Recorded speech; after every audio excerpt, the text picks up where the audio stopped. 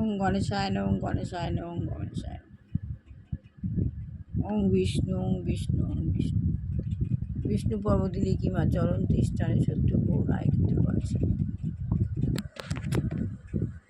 ওম রক্তম ভুজম সোনম শেষি জগতম অধিপং ভজামি। পদ্মং দদা ভয়া পাং মাণিক্যপুরম রঙ্গরুচি শ্রীনস্ত্র। আজ ব্রহ্ম মুহূর্তে হলো না, একটু লেট হয়ে গেল, তার জন্য অপরাধ ক্ষমা করবেন। আমি আর গুরু সঙ্গ করা শুরু করছি। আমি বলেছি আপনাদের যে আত্মজ্ঞান লাভের বইটা যতক্ষণ না শেষ হচ্ছে ততক্ষণ গীতায় যাচ্ছি না। ওই বইটাই পড়েছি, যেটুখানি পড়েছি তার পরবর্তী অংশ পড়ছি। তাহলে আমাদের কৃষ্ণ ভাবনামৃত হতে গেলে কি করতে হবে সেটা তো আমরা বুঝলাম। ভগবানের সঙ্গে সম্পর্ক যুক্ত রাখতে হবে। চিন্ময় অস্তিত্বে আমরা কখনোই ভগবান থেকে বিচ্যুত হই না। চিন্ময় অস্তিত্ব ভগবান, ভগবানের দুটি স্তর আছে, কালকে পড়েছি। সেখানে ভগবান ধাম হচ্ছে চিন্ময়। সেই চিন্ময় অস্তিত্ব থেকে আমরা কখনোই ভগবানের থেকে বিচ্যুত হই না। কৃষ্ণ ভাবনামৃত আন্দোলন, কৃষ্ণ ভাবনামৃত আন্দোলন মানব সমাজে পারমার্থিক চেতনা বিকাশের চেষ্টা করছে।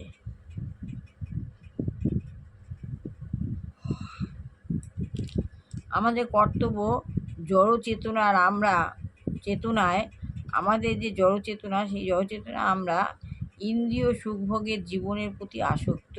কিন্তু আমরা কী করি? ইন্দ্রিয় ভোগের জন্য আসক্ত হই আমরা, কিন্তু সেই জীবনে সুখ ও আনন্দের প্রতিশ্রুতি থাকলেও চরমে তা গভীর দুঃখ দুর্দশায় পর্যবসিত হয়। তো আমরা চিত আনন্দে ইন্দ্রিয় ভোগ সুখের জীবনে কী হয়? প্রতি আমরা আসক্ত। এই আমাদের বর্তমান জড় চেতনার এই যে ইন্দ্রিয় সুখ, এই ইন্দ্রিয় সুখগুলোর প্রতি আমরা আসক্ত হয়ে পড়ি। কিন্তু সেই জীবনে সুখ ও আনন্দের প্রতিশ্রুতি থাকলেও চরমে তা গভীর দুঃখে দুর্দশা পরিচিত হয়ে যায়। যেহেতু সুখ লাভে আসক্ত হয়ে পড়ছি, সেই জন্যই আমরা গভীর দুঃখ দুর্দশায় পর্যবসিত হয়েও পড়ছি। ওই জন্য সব কিছুতে সংযম করতে বলছে।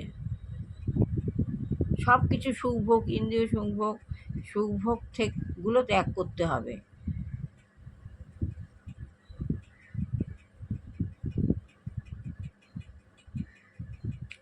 যেহেতু আনন্দের প্রতিশ্রুতি পেয়ে যাচ্ছি, ওই আমাদের দুঃখটা বেড়ে যাচ্ছে, দুঃখ দুর্দশা পর্যবসিত হচ্ছি। কৃষ্ণ ভাবনাবৃত এবং কৃষ্ণ ভক্তির মাধ্যমে এই দুঃখ দুর্দশার দেহকেন্দ্রিক জড়জীবন থেকে তৎক্ষণাৎ উল্কার পাওয়া যায়। এই যে কৃষ্ণ ভক্তির মাধ্যমে এই যে দুঃখ দুর্দশা দেহকেন্দ্রিক এই যে মানুষের জড়জীবন, সেই জড়জীবন থেকে তৎক্ষণাৎ কী হয়? উদ্ধার পাওয়া যায়, আমরা যদি ভগবানের সঙ্গে সংযোগ করি।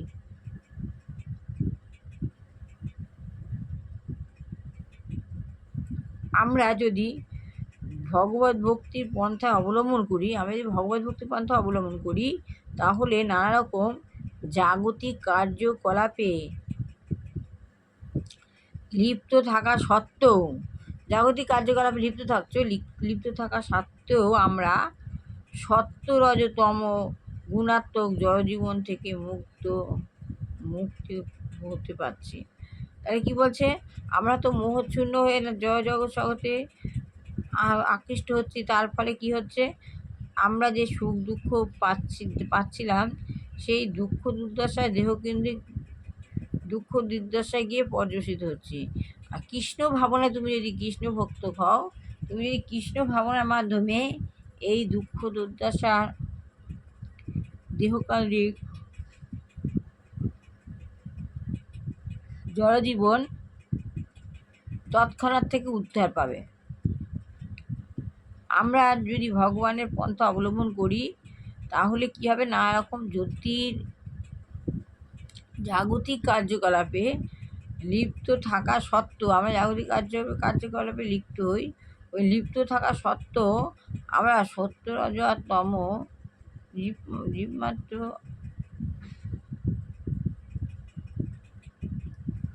ভগবত ভক্তি অবলম্বন করি, তাহলে আমরা নানা রকম জাগতিক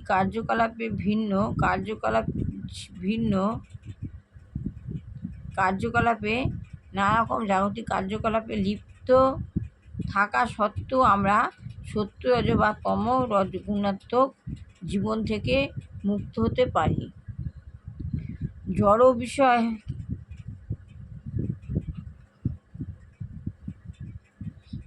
বিষয় লিপ্ত প্রতিটি মানুষই প্রতিটি মানুষ হচ্ছে ব্যাক টু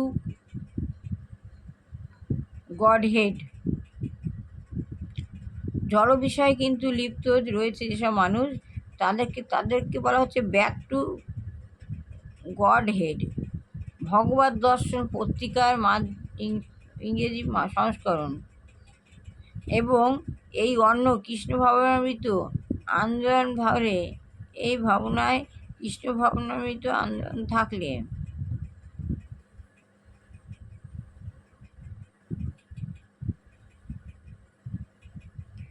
তাই কৃষ্ণ ভাবনামৃত আন্দোলনে ভগবত দর্শন পত্রিকার ইংরেজি সংস্করণ কৃষ্ণ ভাবনামৃত যে আন্দোলন, সেই আন্দোলনের অন্যান্য গ্রন্থাবলী, আরও অন্যান্য যে গ্রন্থ আছে, অন্যান্য গ্রন্থগুলি পাঠ করে জীবনের পরম মঙ্গল সাধন করতে পারেন। আরও যে জীবনে আরও ব্রত গ্রন্থাবলী রয়েছে, সেই গ্রন্থগুলি পাঠ করে আমরা কী করতে পারি, জীবনের পরম মঙ্গল সাধন করতে পারি। যেমন আজ আমি আত্মজ্ঞান লাভের পন্থা বইটা পড়ছি,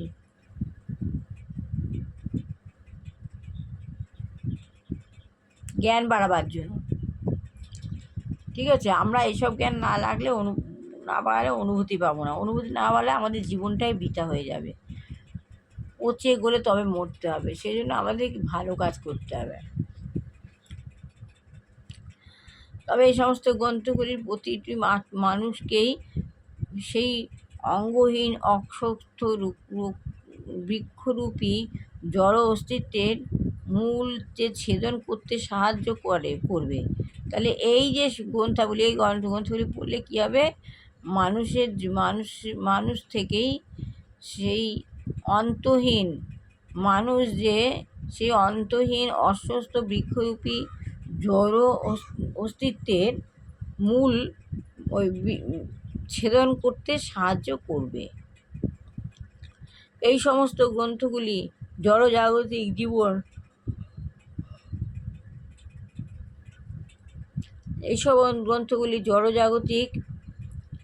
জীবন বর্জন করে, এইসব গ্রন্থগুলিকে বলছে জড়জাগতিক জীবন বর্জন করো, পারমার্থিক জীবনের অমৃত আস্বাদন করতে শিক্ষা দেওয়া হয়।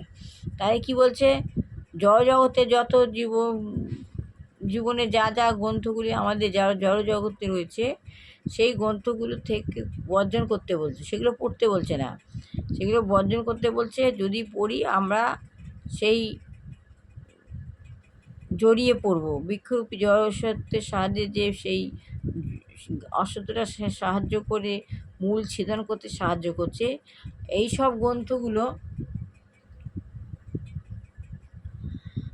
গ্রন্থগুলো আমরা যদি জড়জাগতিক জীবন থেকে বর্জন করতে পারি আর পারমার্থিক জীবনে আস্বাদন করার শিক্ষা দেয়। পারমার্থিক জীবনের ওই বইগুলো বর্জন করতে বলছে, আর পারমার্থিক জীবনের অমৃত আস্বাদন করার শিক্ষা নিতে বলছে। ভগবত ভক্তির মাধ্যমেই কেবল সেই চিন্ময় স্তরে অধিষ্ঠিত হওয়া যায়।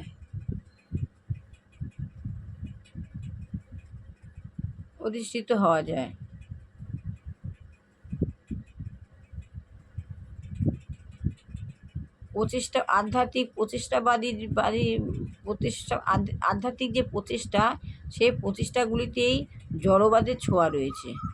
কিন্তু শুষ্ক ভগবত ভক্তি সব রকম জড় কলুষ থেকে মুক্ত। শুষ্ক যে ভগবত ভক্তি, এগুলো সব রকম জড় কলুষ থেকে মুক্ত থাকে।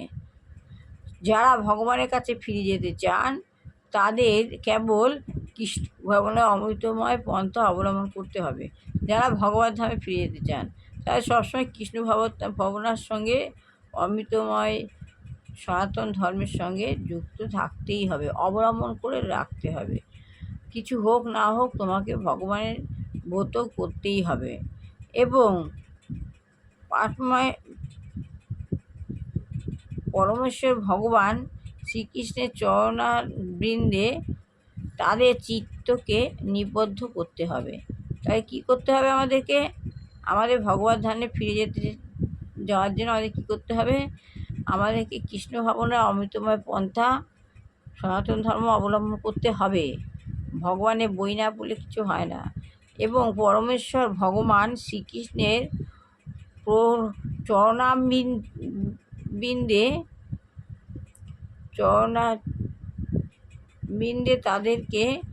তাদের যে চিত্তকে নিবদ্ধ করতে হবে। তাহলেই আমাদের সনাতন ধর্ম সম্পর্কে আমরা জানতে পারবো। তাহলে ভালো লাগলে লাইক, শেয়ার, কমেন্ট অবশ্যই করবেন। আমি আত্মজ্ঞান লাভের পন্থার বইটি শেষ করব, তবে গীতায় যাব। আর এই বইটা পড়াগুলো যদি আমি ভালো করে শুনি, আপনারা শোনেন, আপনারা বুঝতে পারবেন আত্মজ্ঞান লাভ করতে পারলে সনাতন ধর্ম কতটা হেল্পফুল করে। আত্মজ্ঞান, আমরা যে জ্ঞান লাভ করি সেই জ্ঞান আমাদের সনাতন ধর্ম তো দুটো, সনাতন ধর্ম সাম্প্রদায়িক দাঙ্গা। এই সনাতন ধর্ম দিকে এগিয়ে যেতে বেনিফিট পাবো, আমরা উন্নতির দিকে ডেভেলপ হবে আমরা উন্নতির দিকে এগিয়ে যাব, পিছিয়ে পড়বো না। সেই জন্য আমাদের এই বইটা পড়তে হবে। তার সবার ভালো হোক, কল্যাণ হোক, মঙ্গল হোক। দুষ্টু বাচ্চা ভালো করে পড়াশোনা করুক, বিবাহযোগ্য ছেলে বিয়ে হোক, আর চাকরিযোগ্য ছেলেমেয়ে চাকরি হোক। এই বলে আমি বিদায় নিচ্ছি। আগামীকাল আমি আত্মজ্ঞান লাভের পন্থা বইটি 9 পাতা অবধি এগিয়ে গেছি। পরবর্তী কৃষ্ণ ভাবনামৃত কী, এই সম্পর্কে আলোচনা করব। কৃষ্ণ ভাবনামৃত এটা কী? বলছে তো আমাদের কৃষ্ণ ভাবনায় ডুবে যেতে হবে। এই কৃষ্ণ ভাবনাটা কী? ভালো লাগলে লাইক, শেয়ার, কমেন্ট অবশ্যই করবেন, সাবস্ক্রাইব করবেন। আপনি আপনার আত্মার বন্ধু হয়ে উঠুন। আপনার আত্মার সাবস্ক্রিপশন আপনি নিজেই করতে পারবেন। দেখবেন আপনি উচ্চ শিখরে পৌঁছে গেছেন। কিভাবে সমস্যার সমাধান করবেন, কীভাবে শান্ত থাকবেন, কিভাবে নিজের সনাতন ধর্মের প্রতি এগিয়ে যেতে আপনার আত্মাই আপনাকে সাহায্য করবে। আপনার আত্মা আপনাকে বন্ধু হয়ে যাবে। কোনো রকম সমস্যায় পড়ার আগে আপনার আত্মা আপনাকে জাগিয়ে দেবে। তাই বলে আমি বন্ধ করলাম গীতা পড়া। আমি আত্মজ্ঞান লাভের পন্থা বইটি পড়া। আগামীকাল আমি আবার পরেরটুকু যতক্ষণ না শেষ হবে ততক্ষণ গীতায় যাব না।